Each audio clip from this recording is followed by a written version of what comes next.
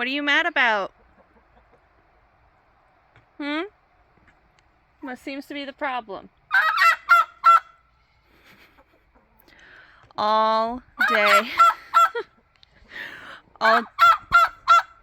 all day long. The girls do that. The girls do that, and the toms goggle. I'll tell you guys, turkeys are an extremely sustainable meat. They hatch out and raise their own poults. But they're mouthy, or at least mine are. And they're kind of annoying. They roost on stuff, like they roost on the trucks, and basically wherever they feel like roosting. This is last year's poult. She looks just like the mama hen, only her stripes are gold, and mama hen's mama hen's stripes are gray, but she's beautiful.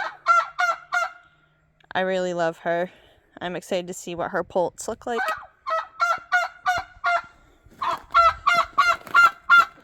And that is Mouthy Mama, who is phenomenal at hatching out poults and keeping them alive. But she just yells at us all day long, and sometimes she even chases the toddlers. So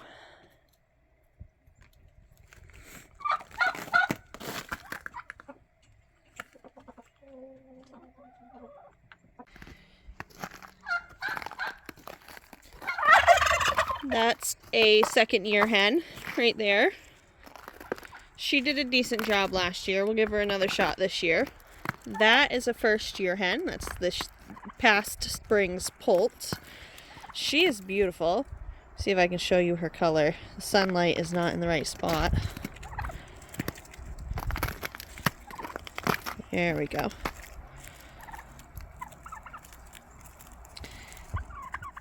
That's our second-year tom. And that is our new tom. Right there. And he's beautiful when he gets all poofy and struts.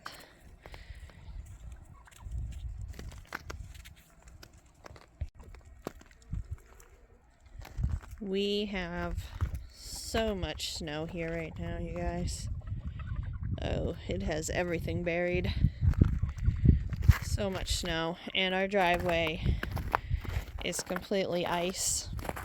Not right here isn't too bad. Paul salted this morning, but the whole bottom half of the driveway is all that, all complete ice. So not a great time to walk up and down.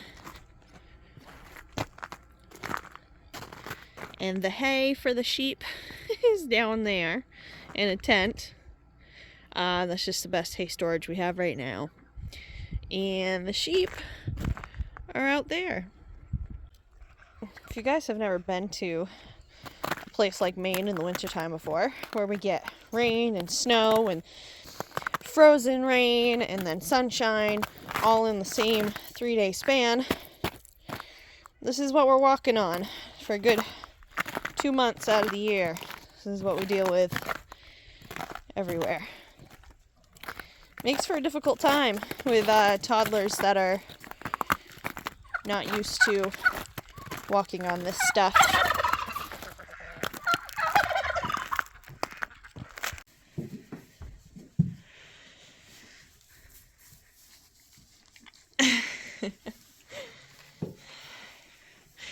You just had 2.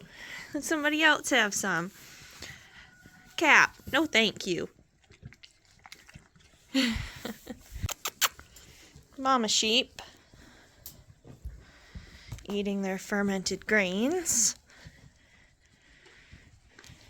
You two are fatties. Is it good?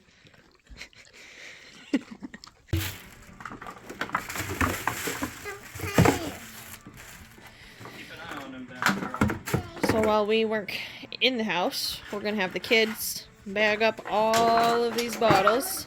get them out of the garage so that the garage can be cleaned up. Good job.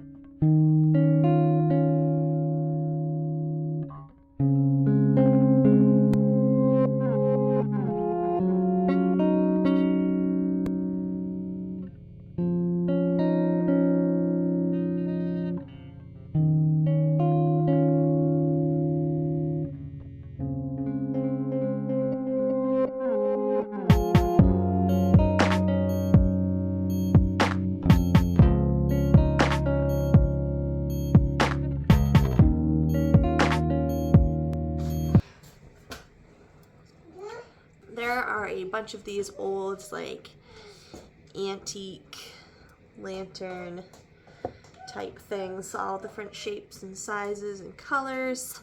I'm gonna clean them up. This isn't a bad thing to have on hand.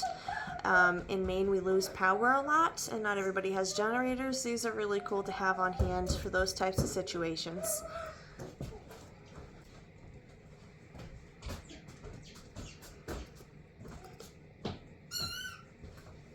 So the kitchen wall color, you can see a little better now. We have most of this wall done.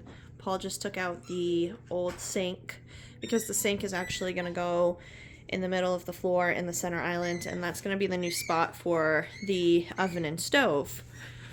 You can see this color a little better now. It is a little brighter when there's lights on in here, but that's the gist of it, along with the cabinets.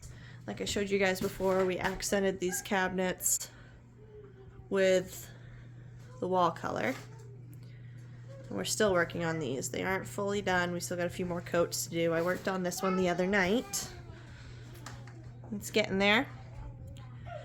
The living room. Now this is just a rough so we can kind of see the color. Because this wall actually eventually is not going to be here because we're going to insert the fridge into this wall so it's flush with it, because there's really no good wall space in the kitchen. It's a giant kitchen, but there's no wall space.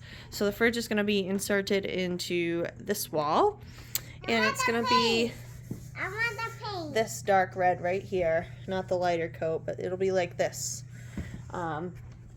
See if I can get more accurate. In person, it's a little bit more maroonish. See, like right there. And that's what the living room's going to be all the way around.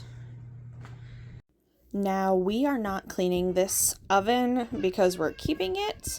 We're actually cleaning it so that we can sell it, because it would make a great camp oven, but it is far too small for a homestead kitchen, because half of it is actually a heater instead of an actual oven that you can bake in, which was fine for my great-grandparents. They didn't need a huge oven, but I bake a lot and I cook all 3 of our meals from scratch, so I just need something a little more manageable, and this will make somebody a fantastic camp oven.